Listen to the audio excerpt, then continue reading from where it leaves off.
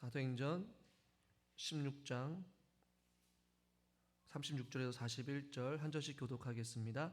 며칠 후에 바울이 바나바더러 말하되 우리가 주의 말씀을 전한 각 성으로 다시 가서 형제들이 어떠한가 방문하고자 하고, 바나바는 마가라 하는 요한도 데리고 가고자 하나.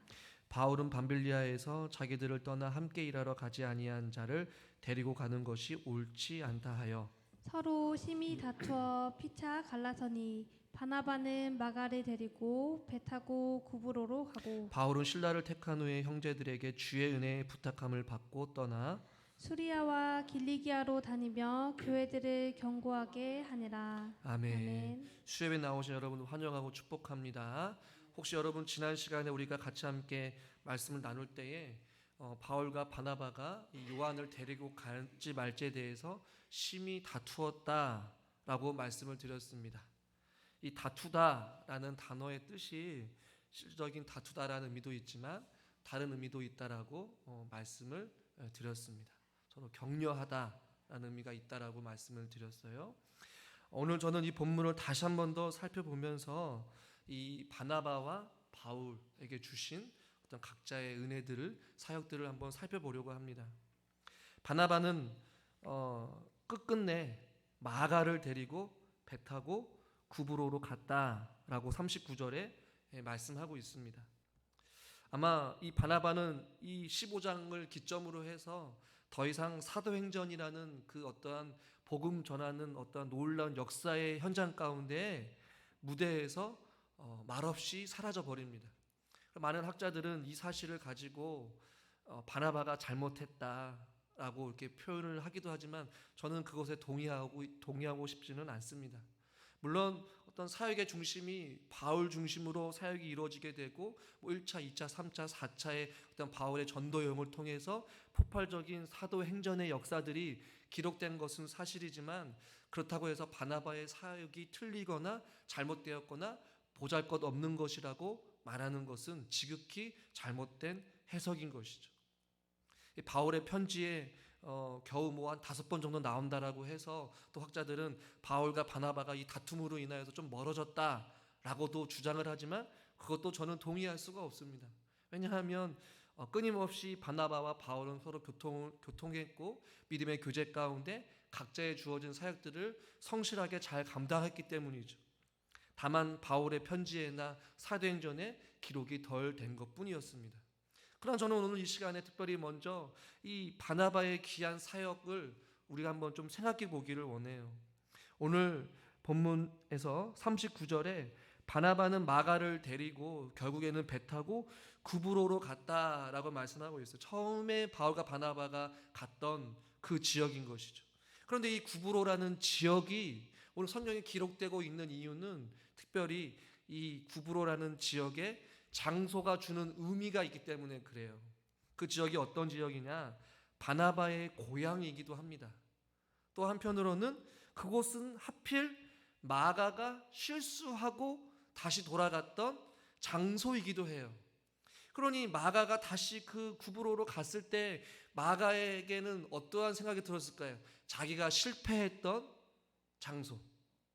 그렇기 때문에 가고 싶지 않았을 수도 있고 자기 과거의 어떠한 연약한 실수를 드러내는 어떠한 그런 장소이기도 해요. 그러나 이 구브로로 간 것은 결코 우연이 아니라 분명한 하나님의 계획과 섭리가 있었을 거라고 생각되어지게 됩니다. 마가를 만지시고 그를 회복시켜서 그로 하여금 하나님의 도구가 되기 위한 하나님의 분명한 선하신 계획과 의도가 있었기 때문에 그 하나님의 인도하심 따라 바나바는 마가를 데리고 자기의 고향이자 마가가 실패하였고 넘어졌던 그 장소를 가장 먼저 가게 되었던 것 같아요. 바나바의 사역을 보면요, 마가를 다시 선택해요. 그리고 그에게 다시 한 번 더 기회를 주고 그와 함께 전도 여행을 떠나게 됩니다. 목사님, 마가가 조카이기 때문에 팔이 안으로 굽는다고 조카를 챙기기 위해서 데리고 간 것 아닙니까? 단순히 마가가 자신의 조카이기 때문에 그 사역을 감당한 것은 아니에요. 사도행전 4장에 보면 우리가 잘 살펴보았겠지만 바나바는 위로의 아들이다라고 표현하고 있어요. 그러니까 어떠한 위로의 아들인지 모르겠지만 바나바는 위로에 능한 사람이었어요. 그러니까 위로의 은사가 있었던 사람인 것이에요. 그래서 실패하고 넘어져서 주눅 들어 있고 의기소침한 마가를 다시 한 번 더 부르고 그와 함께 실패의 장소이지만 그리스도의 복음을 전하기 위하여서 같이 함께 마가를 데리고 갔다는 것이죠. 아마 바나바는 바울이 보지 못한 마가의 무한한 가능성 혹은 마가의 연약하지만 비록 부족하지만 비록 실패했지만 하나님 보시기에 합당하지 않는 것처럼 바울의 입장에서는 생각할 수 있었겠지만 바나바는 그럼에도 불구하고 마가의 어떠한 가능성, 마가의 장점을 보고 그를 위로하고 격려하고 사랑하는 마가야, 나와 함께 고생길이지만 너가 실패를 한번 경험했지만 나는 너와 함께 다시 한 번 더 쿠브로로 가서 복음 전하기를 원한다. 이렇게 위로하고 격려하고 타일러서 마가와 함께 그리스도의 복음을 전했던 것 같아요. 오늘 이 39절의 짧은 구절이지만 그 이후의 사역의 결과를 성경 신약의 전체를 통해서 우리가 살펴보게 되면요, 세월이 흐른 뒤에 이 마가가 누구의 동역자가 먼저 되었냐면 베드로의 동역자가 되었어요. 전혀 놀라지도 않으시네요. 그리고 베드로전서 5장 13절에 보니까 베드로가 이 마가를 뭐라고 부르냐면 내 아들이다 라고 표현을 해요. 그만큼 아들처럼 귀하게 여겼던 동역자였던 거예요. 베드로가 이방인들에게 설교를 하는데 그것을 마가가 헬라어로 통역을 하는 역할을 했었어요. 그러니까 베드로가 설교를 전하는 옆에서 동역자의 역할, 통역의 역할을 하면서 베드로에게 내 아들이라고 일컫는 그런 인정받을 만한 사역자가 된 것이었던 거죠. 그리고 이 마가는 여러분 잘 아시다시피 사복음서에서 마가복음을 기록한 사람이라는 것이죠. 그리고 바울이 로마 감옥에 갇혀 있었을 때에 디모데 후서 4장 11절에 이렇게 말씀합니다. 같이 한번 읽겠습니다. 누가만 나와 함께 있느니라. 내가 올 때에 마가를 데리고 오라. 그가 나의 일에 유익하니라. 그가 나의 일에 무엇하고요? 유익하니라. 그러니까 감옥으로 데려오라는 얘기예요. 누구를요? 마가를. 바울의 관점도 물론 바뀌었어요. 수많은 사역을 통하여서 바울의 인격이나 바울의 삶도 달라졌겠죠. 그리고 마가를 보는 눈, 또 마가가 베드로와 함께 사역했던 그 사역의 열매들을 들었을 거란 말이에요. 그러니까 그가 나에게 유익한 사람이다. 뒤늦게 깨닫고 나중에는 로마에 있을 때에 마가를 데리고 오라고 이야기를 해요. 여러분, 바나바가 이 마가를 데려가지 않았다면 마가는 베드로와 함께 사역을 못했을 수도 있고 마가복음을 기록 못했을 수도 있고 또한 바울 옆에서 같이 사역을 하지도 못했을 수도 있어요. 이 바나바에 통하여서 위로의 사람을 통하여서 마가의 삶이 회복되어지고 그를 통해 하나님께서는 또 어김없이 주님의 일들을 맡기신다라는 것이에요. 이 바나바는 마가에게뿐만 아니라 과거에 바울에게도 좋은 영향력을 끼쳤습니다. 다메섹 도상에서 하나님을 예수 그리스도를 만났던 바울이었지만 사도들에게 인정받지 못하고 쫓김을 당해서 고향 다서로 돌아가서 오랫동안 머물러 있었어요. 무려 13년 동안 말이죠. 그러나 이 바울을 불러서 안디옥 교회에서 같이 목회를 하자고 권유하고 데려왔던 사람이 누구냐? 바로 바나바였어요. 그러니까 바나바의 사역의 특징은 그 위로하고 격려하여서 그 사람을 다시 한 번 더 이렇게 세우고 주님의 이름을 감당하는 데 힘썼던 사람이 바로 바나바였다라는 것이죠. 하나님은 이런 바나바를 통하여서 마가를 성장케 하시고 또한 바울이 주의 일을 감당할 수 있도록 옆에서 귀한 동역자로서의 삶을 산 것이 바로 바나바의 모습이라는 것입니다. 저는 저와 여러분들도 각자의 어떤 성향과 어떤 자라온 환경, 배경, 믿음의 어떠한 성숙도는 다 다를 수 있겠지만 또 우리 교회 가운데 이런 바나바와 같은 위로자가 우리 가운데도 필요함을 저는 여러분들에게 말씀드리고 싶습니다. 오늘 본문 윗부분에도 보면 유다와 실라라는 이 사람도 위로하였다. 그 위로를 통하여서 안디옥 교회에 있는 사람들이 큰 기쁨을 누렸다라고 말씀하고 있거든요. 그러니까 하나님의 어떠한 성령의 열매 가운데도 그렇고 우리의 믿음 생활 가운데도 그렇고 하나님의 은혜를 받은 자들은 위로와 칭찬에 익숙하다라는 것이. 이 바울 서신에도 보면 바울도 데살로니가 전서든지 에베소 교회 성도들이든지 끊임없이 말씀하고 있어요. 자막은 없지만 데살로니가 전서 2장 11절에 보니까 우리가 각각 너희 각 사람에게 아버지가 자기 자녀에게 하듯 권면하고 위로해라. 그리고 5장 11절에도 피차 권면하라, 피차 위로해라 라고 말씀하고 있어요. 그리고 에베소서 4장 32절에도 서로 친절하게 하며 불쌍히 여겨라 이렇게 권면하고 있거든요. 그러니까 서로가 교회 안에서든지 어떤 공동체 안에서든지 서로가 권면하고 위로하고 친절하게 여기고 불쌍히 여기라는 거예요. 할렐루야. 그러나 우리들의 삶 가운데 위로와 칭찬, 격려가 참 인색한 것 같아요. 서로를 인정하려고 하지 않아요. 서로의 수고를 알아주지 않아요. 마치 당연한 것이라고 생각을 하는 것이죠.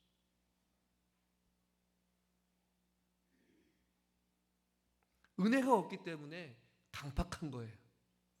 좋은 말이 안 나와요. 원망과 불평이 나오죠. 상대방을 향한 수고와 애씀과 아픔을 바라볼 때마다 긍휼의 마음이 있어야 되고 아버지의 마음을 가지고 친절하고 불쌍히 여기는 그런 마음이 있어야 되는데 그러지 못하는 경우가 참 많이 있다는 것이죠. 지금 우리 교회를 생각할 때에 무엇보다도 가장 필요한 것은 서로 위로하고 기도하는 것밖에 없지 않겠습니까? 할렐루야. 이런 문구를 우연치 않게 보게 되었는데 지쳤을 때에는 뒤에서, 즐거울 때는 앞에서, 그리고 위로할 때는 옆에서라는 말이 있더라고요. 이게 뭐 부부에게 해당되는 말이라고 책에서 잠깐 보게 되었는데 이것은 성도에게도 해당되는 것 같아요. 지쳤을 때에는 뒤에서 같이 함께 밀어주는 것이고 아멘을 안 하시네. 즐거울 때는 같이 앞에서 즐거워해주고 위로할 때는 옆에서 묵묵히 함께 있어주는 것. 우리는 어떻습니까? 지쳐있을 때는 뒤에서 욕하고 즐거울 때는 뒤에서 흉보고 배 아파하고 위로가 필요한 때에는 오히려 상대방을 무관심 속에 살아가는 게 우리네 모습인 것 같아요. 그러나 바나바는 마가 옆에서 지쳐 힘들어할 때는 뒤에서 밀어주셨을 것이고 즐거울 때는 함께 사역의 기쁨을 누렸을 것이고 위로할 때는 옆에서 묵묵히 마가와 함께 동행하면서 그의 복음을 전하지 않았을까. 그러니까 마가가 힘을 얻고 그의 격려와 그의 위로를 통하여서 다시 한 번 더 하나님의 사역을 감당하게 되었다는 것이죠. 이 파스칼이라는 사람이 이런 이야기를 해요. 사소한 일이 우리를 위로한다. 그러나 사소한 일이 우리를 괴롭게 하기도 한다. 그러니까 우리의 삶 속에 우리를 괴롭게 하고 의기소침하게 하고 힘든 것들이 별거 아니에요.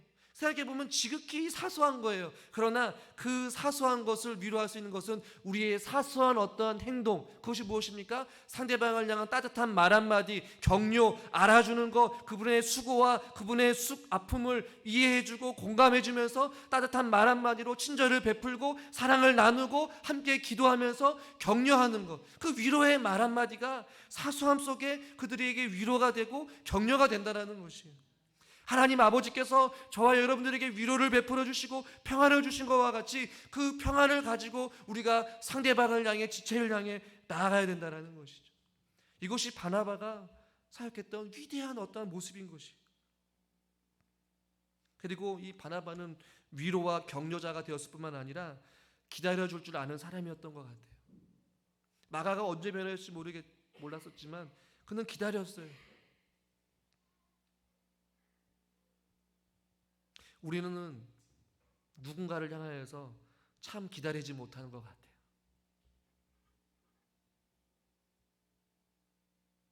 우리 주변에 혹시 마가와 같은 그런 사람들이 혹시 있지 않습니까?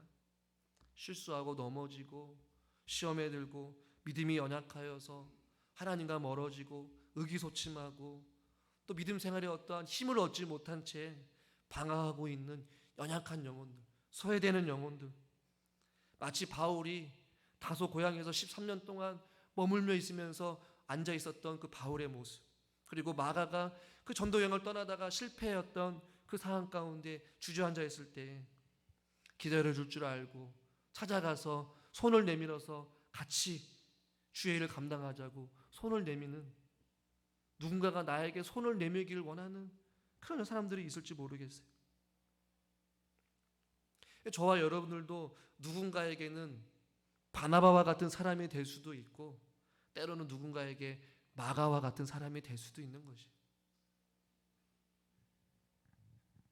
서로의 연약함을 인정하고 또 기도하면서 우리가 함께 이 바나바와 같은 위로의 사람들이 저와 여러분들이 될 수 있기를 주님의 이름으로 간절히 축원합니다. 바울의 모습을 한번 살펴보기를 원하는데요, 40절 말씀을 같이 한번 읽겠습니다. 40절입니다. 바울은 신라를 택한 후에 형제들에게 주의 은혜에 부탁함을 받고 떠나.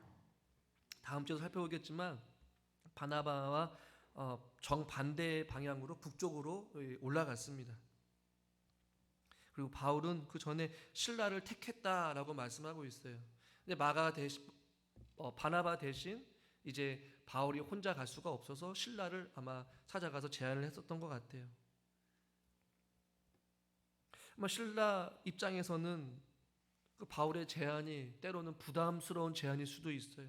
먼 길을 가야 되고 고생길을 가야 되고 미지의 세계로 가야 돼요. 아마 한 번쯤 가보지도 못했던 그 지역을 가야 되는 어떠한 두려움이 있었을지 모르겠어요. 신라가 어떠한 삶을 살았는지 모르지만 그의 생계, 그의 가정도 아마 있었을 거란 말입니다. 그의 익숙한 어떤 삶의 터전을 떠나야 되는 이런 바울의 제안 앞에 신라는 기꺼이 예루살렘에서 안디옥이라는 그 약 한 480km가 되는 그 거리를 기꺼이 찾아와서 바울과 함께 그 길을 걸어갑니다. 그리고 오늘 본문에 보면 형제들에게 주의 은혜의 부탁함을 받고 라고 말씀하고 있어요. 이 주의 은혜의 부탁함을 받았다는 얘기는 섬기는 교회에서 파송을 받았다라는 의미도 있고, 같이 성도들이 함께 금식하고 기도하고 또 안수하는 일까지 포함돼요. 그러니까 어떻게 보면 바울과 신라는 제대로 된 어떠한 파송을 받고 교회 안에 금식과 기도의 후원과 안수하는 일을 통하여서 그러한 어떤 힘을 얻고 그의 사역을 지금 감당하고 있음을 우리는 보게 되는 것이죠. 결과적으로 41절에 이렇게 말씀합니다. 같이 한번 읽겠습니다. 수리아와 길리기아로 다니며 교회들을 경고하게 하니라. 아멘. 이들을 통하여서 교회가 아니라 복수예요. 교회들을 경고하게 하였다라고 말씀하고 있습니다. 다음 주에 살펴보겠지만 16장 5절에도 교회가 믿음이 더 굳건해지고 수가 날마다 늘어가니라. 이들이 전하는 그 사역 가운데 교회가 더욱더 든든하게 견고하게 세워져 갔다라고 말씀하고 있어요. 이 구절을 통해서 마지막으로 우리가 생각해 볼 것은 무엇이냐면, 바나바는 마가와 함께 갔고 바울은 신라와 함께 주의 사명을 감당했습니다. 이것이 우리에게 주는 의미가 무엇이냐면, 믿음 생활도 그렇고 주의 사명을 감당할 때도 그렇고 전도도 그렇고 헌신도 그렇고 봉사도 그렇고 혼자 하는 것이 아니라는 것이. 한번 따라하겠습니다. 함께 하는 것입니다.